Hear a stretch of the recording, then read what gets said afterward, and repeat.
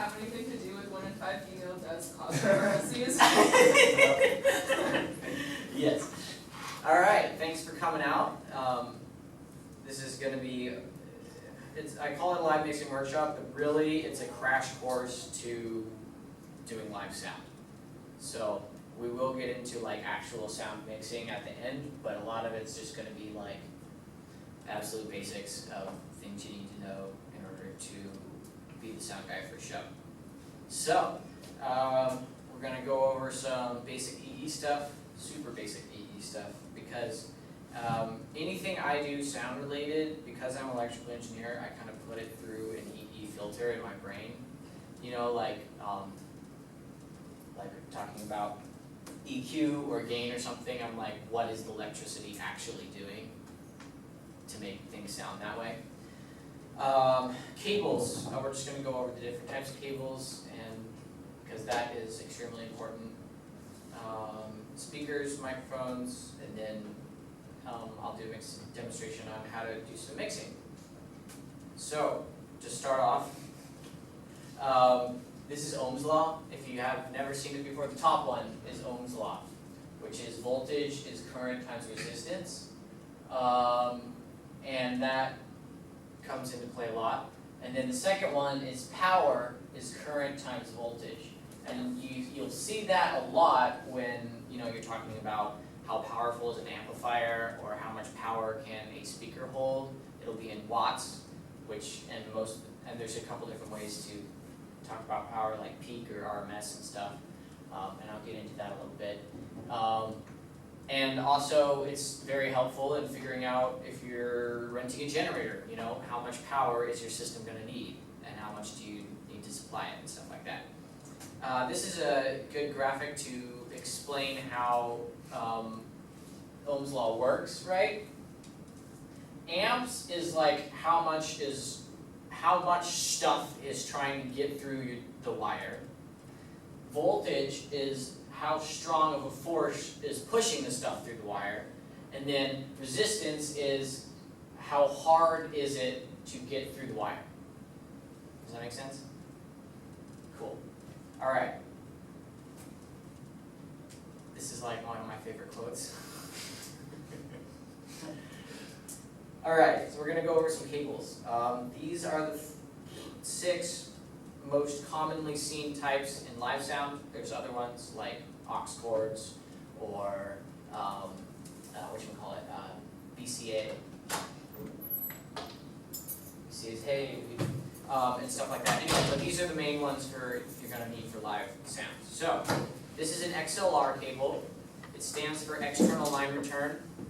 I don't know why it stands for that, but it's mostly used for microphones or like higher quality like DJ sets or things like that. That's what comes out of DIs. It's a balanced signal. I'll talk about what balanced means, but you can tell it's balanced because it has 3 wires, right? There's 3 things here, and there's 3 things here. Hey, how's it going? Just so you know, this is an XLR cable. Okay, it's got 3 wires, and that's how you know that it's balanced. It's a balanced wire as opposed to an unbalanced wire, and we'll get into that later. All right, this is called a 1/4 inch TS. The TS stands for tip sleeve, and that means there's a black insulator wire here, and then you have the tip conductor and the sleeve conductor. Okay, and it's unbalanced, so it has 2 connectors. These types of connections can be used both for instruments or speakers. It was originally designed for phones, like the original switchboards that operators used. All use these. They were also called phone plugs, not to be confused with phono plugs, which is another word for RCA.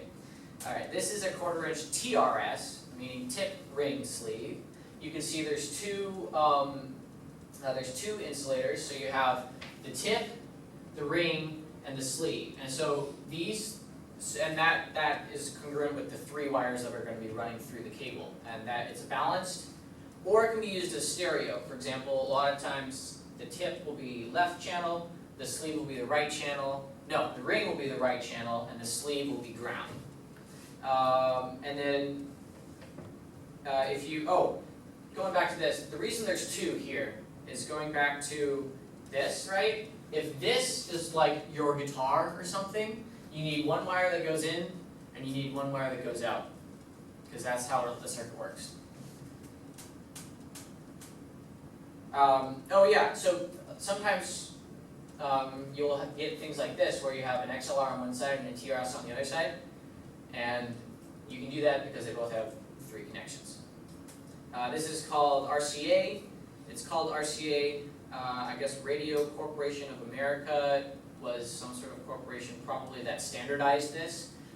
It's also called a phono connector because it was most often used with phonographs and home sound systems before 8-track or cassette or CD was invented. So that's why they're called phono. It's a TS configuration, right? Because it's got this part and then the sleeve on the outside. So it's, yeah. Are guitar cables usually TR or TRS? TS. TS, 2 connections, yeah. Okay. Guitar cables are always TS. Okay. Yes. And that's why you need a DI box if you're plugging a guitar directly into a mixer, which I'll go over later. The reason there's 2 here is they're often used as a stereo pair, right, left and right. And so you might think, oh, there's 4 connections. You got 1, 2, 3, and 4.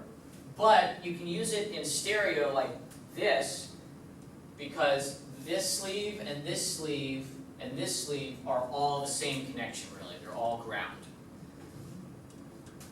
This is a speak-on connector, also called Neutrik. Neutrik is the company that I think invented them, and they're the most popular company that still makes them, but lots of other companies do. So technical name is speak-on. These are solely used for speakers, and so they're designed to hold a lot more power and current because people were using regular TS jacks for speakers for a very long time, but really they don't have a lot of, when the jack goes in, there's not a lot of actual metal connection, so you get some power loss through there, and they're not super sturdy, so if you have like a giant subwoofer that's really vibrating, they can sometimes will just pop right out. And so these things are great because they stick in and then you turn them and they click and they'll stay in. They can either be 2 or 4 wires, and you'll see this is like the back, this is like a speak-on connection taken apart.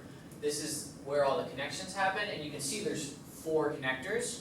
For most of the time you're only using 2 of them, but you can configure them pretty much however you want, and so a lot of times you can use a 4-wire method where you're like going from some amplifiers are set up so just plugging into one will give you 2 full channels out, and then you can split it at the end and go into 2 speakers, and you only have to deal with 1 wire at your amplifier end. This is what the female end looks like. That's what you plug it into. This is a banana plug. It's not really used in audio much at all anymore, just because the speak-on is so much better in terms of reliability and power loss and stuff. But they are used all the time in the EE building whenever we're working with equipment. A lot of times, like pretty much all of the lab equipment in the EE building uses banana plugs, but it'll be like just a single wire like this. And that's what you connect to. And the cool thing about these is they're both female and male. As you can see, you can just stick one right into the other one, which can come in handy sometimes. Yeah, the connecting wires can be easily removed.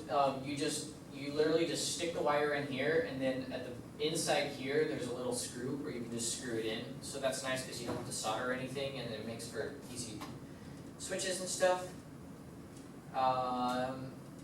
Yeah, so that's it for cables. Does anyone have any questions? Yeah. You know why microphones and guitars use different cables? Yes, I do. Oh. Okay, so balanced versus unbalanced. The reason there's 3 pins on a XLR cable or a TRS cable is one wire will be the positive signal, one wire will be the negative signal, and one wire will be ground. And so literally, like, when you send out, when it's coming out of like a mixer, the mixer will take your regular signal, and then it'll duplicate it and invert it. So you have 180-degree phase shift, or essentially the opposite signal, and it puts that on the negative wire, right? So you can see this one goes up and then down, and this one goes down and then up. And the reason that they use this is because when you're traveling a long distance through a wire, you'll get noise, electromagnetic noise and interference will go into the wire, and you can get some loss and stuff. And so I kind of tried to describe that here. You have opposite signals going through the wire, but when noise gets introduced, it'll be the exact same kind of noise because the wires are literally right next to each other. So as you can see, this goes up, and this one little goes up, right? And this one goes down, down, and this one also goes down, down.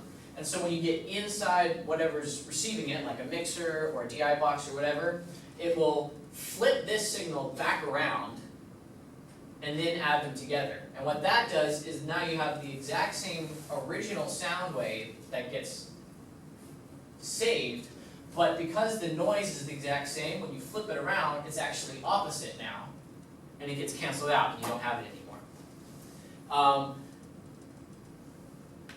The reason you use that with microphones all the time is because microphones, especially passive dynamic microphones, will have extremely low voltage output, so any noise that comes in will be like decently loud in comparison to your traveling signal. That's called signal to noise ratio. The reason that guitar cables don't use TRS like this is guitar pickup outputs have a lot more power output than a standard microphone. And most of the time you're only going, 10, 15 feet to your amplifier. And so you really don't need this TRS thing. Also, that's just kind of the norm, that's how it was designed in the first place, right? But sometimes, if you're doing a live stage, you'll have a microphone on the stage, and then you have to get that microphone signal, 300 feet over to wherever the mixing console is. And you need to be able to do that without getting a lot of current going and stuff. Okay, there's a very important difference between a speaker cable and an instrument cable, okay? The positive and the tip is what's carrying the signal, and then the secondary one is ground. And ground, it doesn't really matter too much if there's noise on ground because that's not what's actually carrying the audio signal. And so a lot of times with instrument cables, with TS cables, they'll take the ground and they'll actually use a wire mesh that just envelops the positive rail, and that protects it actually and keeps noise from getting in. It's not as effective as a balanced wire, but it does really help, right? The problem with this is it's designed for low voltages and low currents, and so most of the time this wire will be actually very small in proportion to this, right? And so if you were to try to power a big speaker through it, you'll get a lot of current going through it, and it'll heat up, and the wire will either fail or melt if you get enough resistance going through it, which is turned into heat, and that's not good. So what a speaker cable is, right, is this is not a metal insulation. This is just like, I don't know, some sort of glass or plastic or something, right? And then the two wires are the same size, and they're usually a lot thicker. All right, now we're going to learn how to coil a cable. So everyone pick a cable.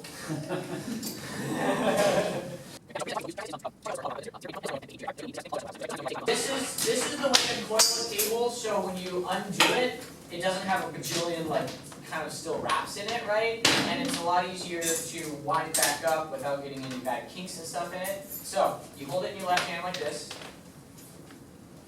Go right here so you can see me in the camera. And and then hold it like this, alright, and then just do a loop.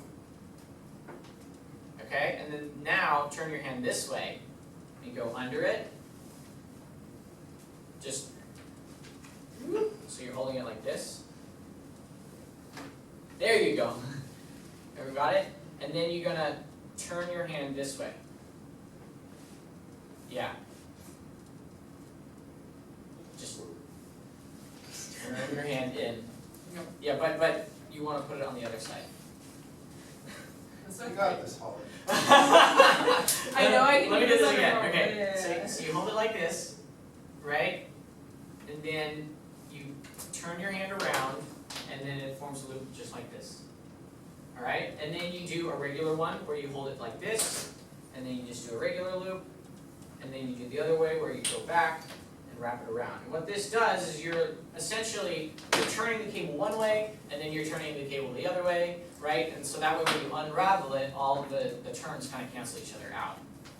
So you go one way, and then you go the other way,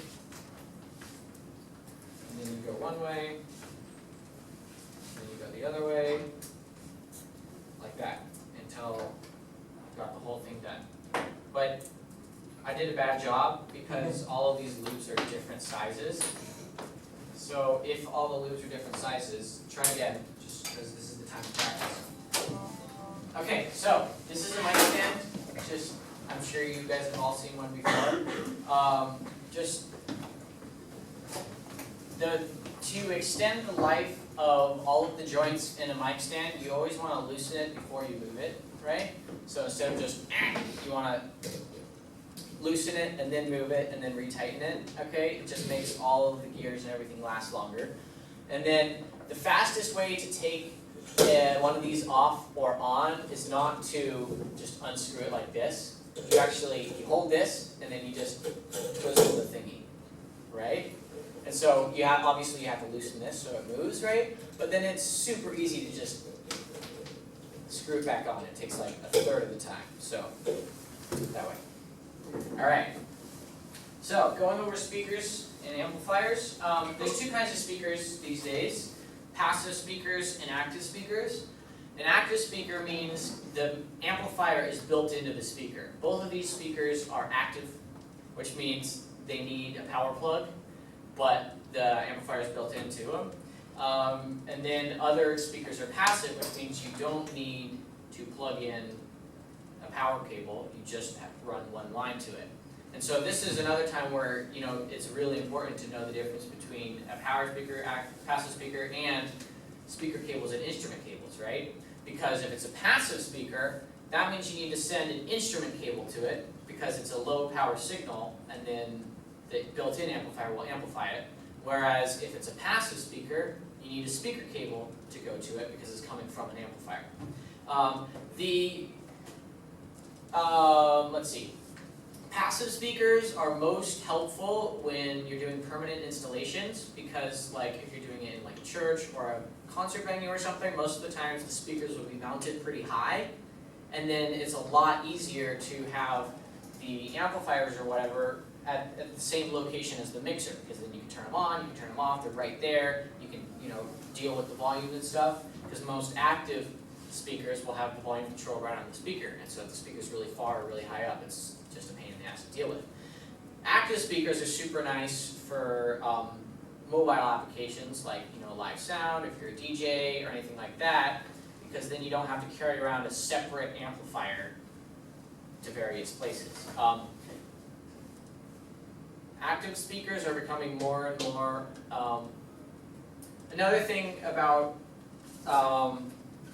another advantage of active speakers is because the amplifier is built in, the amplifier and the speaker are built at the same time and designed to work with each other. So you know that the amplifier isn't too powerful or not powerful enough for the speaker it's designed to be used for. And a lot of times they'll do some, EQing and stuff on the amplifier side to get you a better overall sound coming out. However, that also means you don't have as much customization abilities.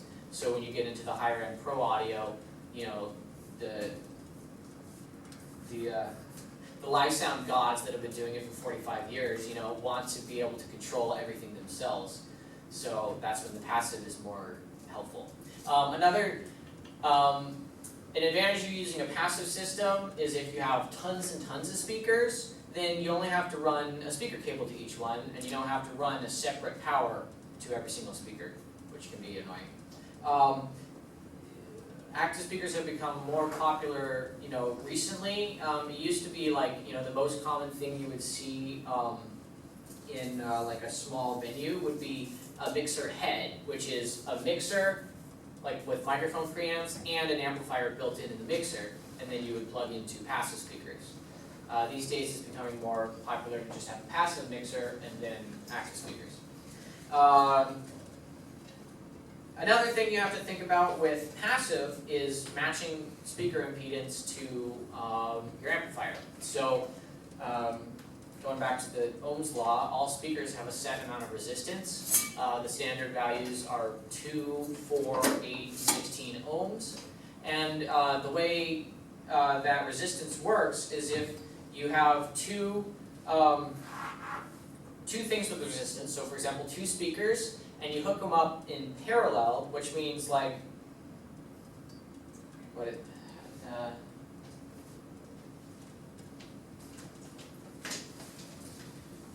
if this is your power source, like an amplifier, you want to be careful to not go too low with your impedance, because that will draw so much current from the amplifier that it will stop working, right? And so all amplifiers have a minimum rated load.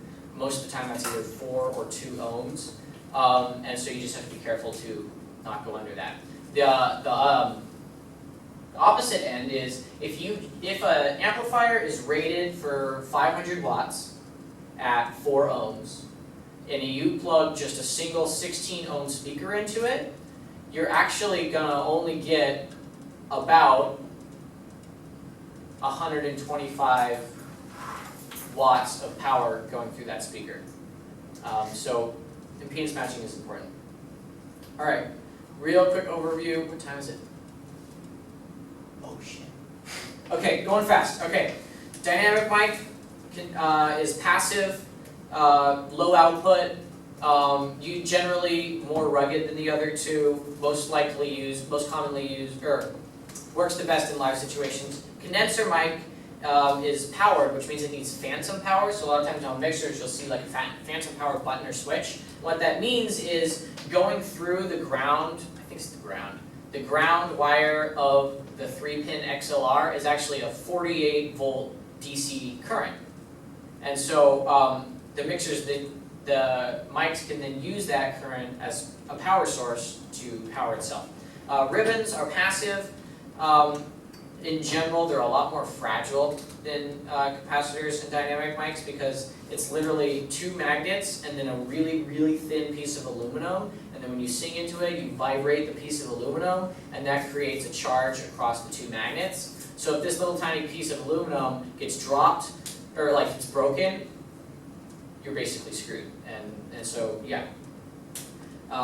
This is a Shure SM57, 58, the most popular and most widely used mic in all of existence. That's an example of classic dynamic mic, and then condensers and ribbons.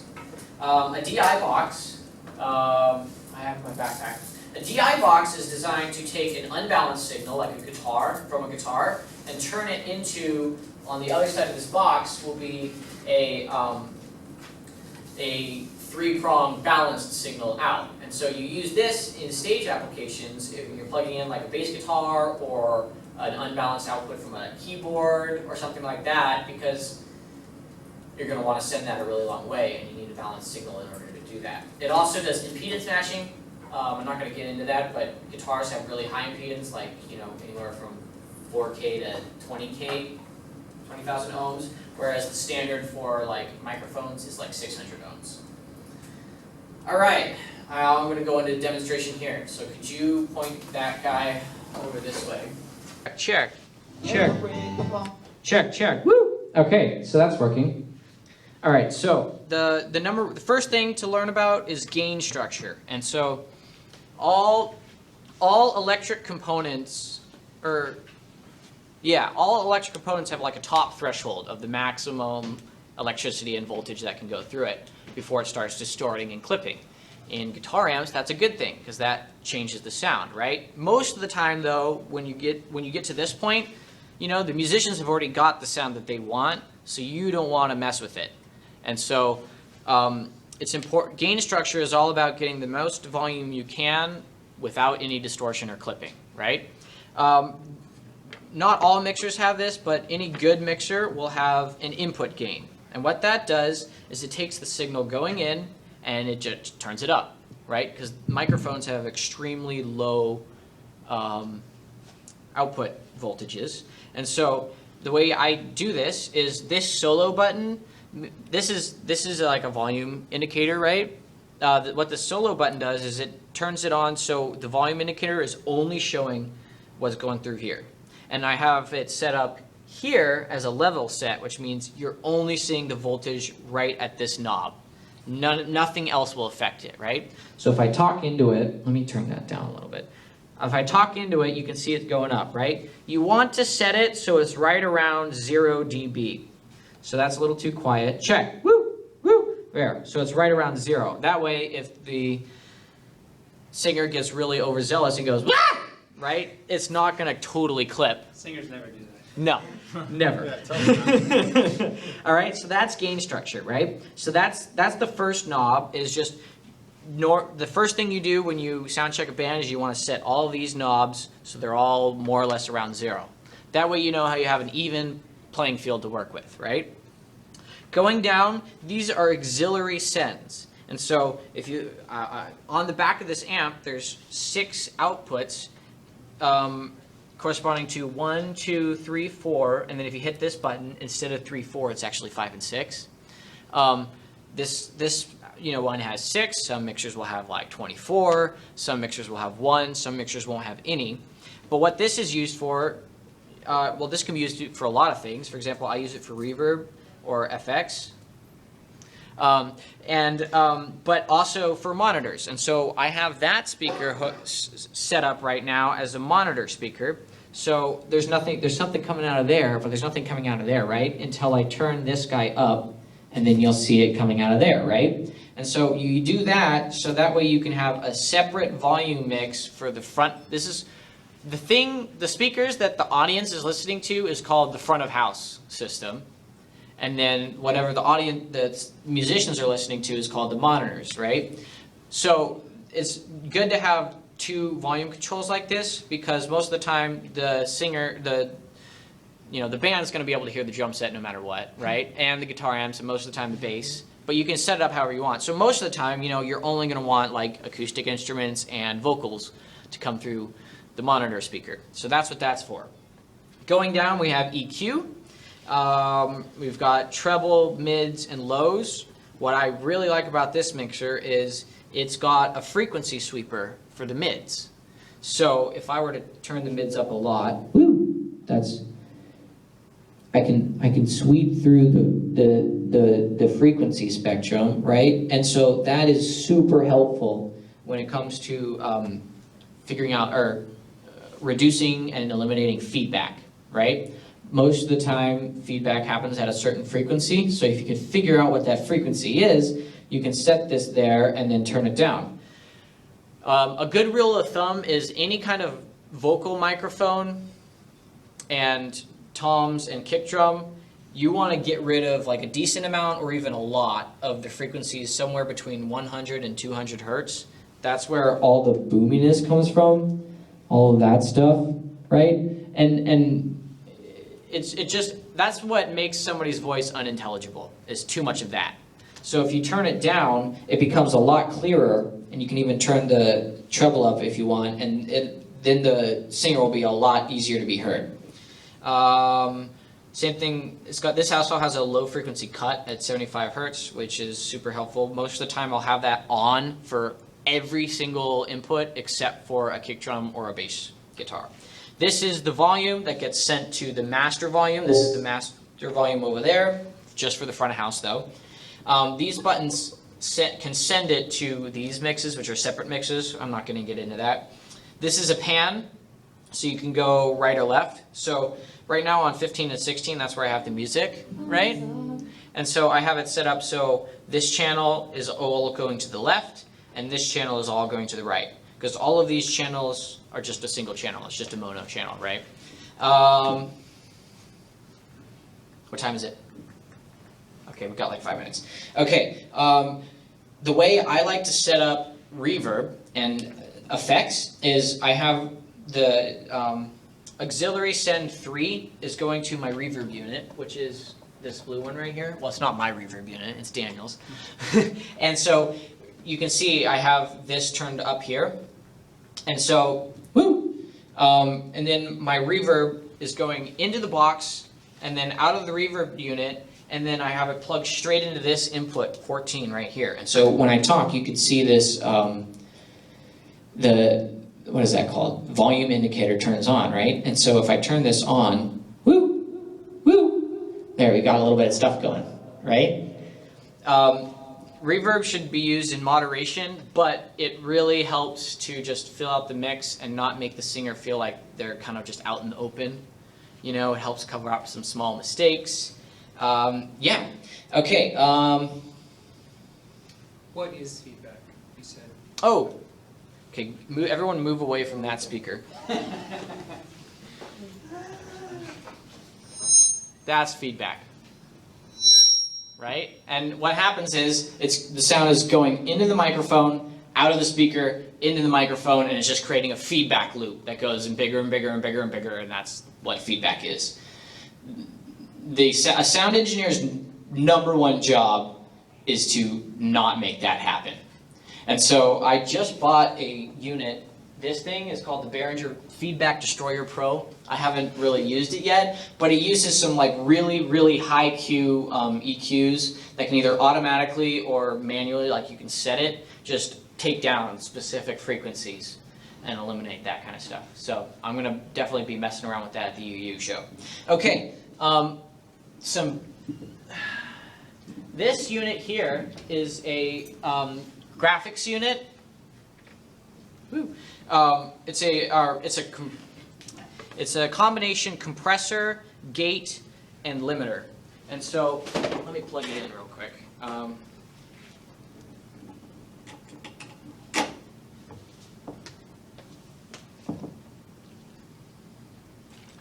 Check. Let me turn that down. Woo. Okay. So this is a gate, and what that means is it turns off any noise below a certain volume threshold, right? And so you can see right here, there's a little light that says below or above. When I'm not talking, it's below, and this shows you how much of it's turning itself down, right? It's like all the way off. And then when I'm talking, it turns itself back on, and then it turns off again.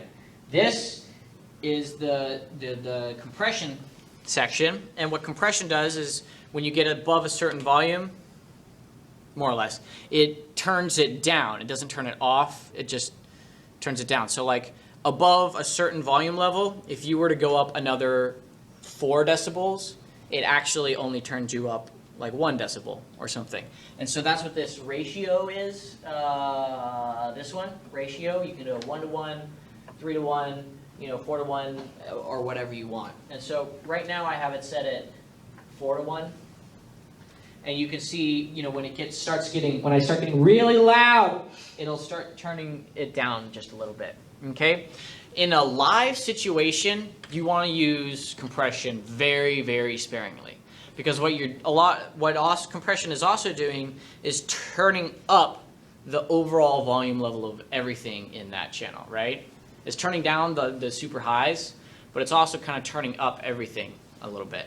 And so that's where feedback can happen, is all the low reoccurring noises or like bleed from other instruments or like a drum set. If the drum set is right behind the microphone, it'll increase the chances of feedback. You don't have to worry about that at all in like studio recordings, but it's super important to be aware of that in live recordings.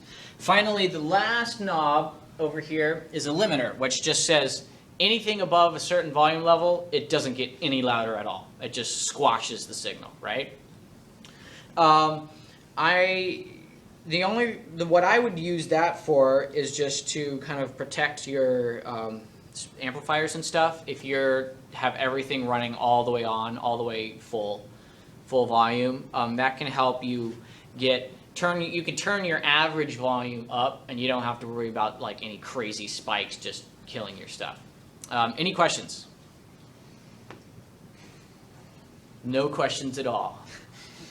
All right, cool. So this is a graphic EQ, right? You can see all the different frequencies that you can like turn up and down, and so that can be helpful with working with feedback, or if you have a speaker system that's not perfectly, that doesn't have a perfect frequency response, right? If you have speakers that don't have a perfect frequency response, you can like turn up or down things to compensate, or if a room is really bassy at a certain frequency, you can mix with that. Do you use both that EQ and the EQ? I am not using this EQ because it's a shit EQ and has a bunch of background noise. Yeah, currently. What else do I got? Oh, a crossover. So right now these speakers are set up for full range, which means all of the sound is going through them, right? When you get into bigger systems, like what we're going to have at the UU, you split the frequencies into high frequencies and low frequencies. The low frequencies go to a subwoofer, and everything else goes to the main system. And so what this crossover does is it takes the regular output from this mixer and splits it into the lows and highs. And then this is a power amplifier. That's what I'm going to be using on Thursday for the subwoofer. And so, the subwoofer just goes there, and then the regular stuff will go out to the speakers. Alrighty, thanks for coming out, guys. Let me know if you have any more questions, and let's pack this up really quick.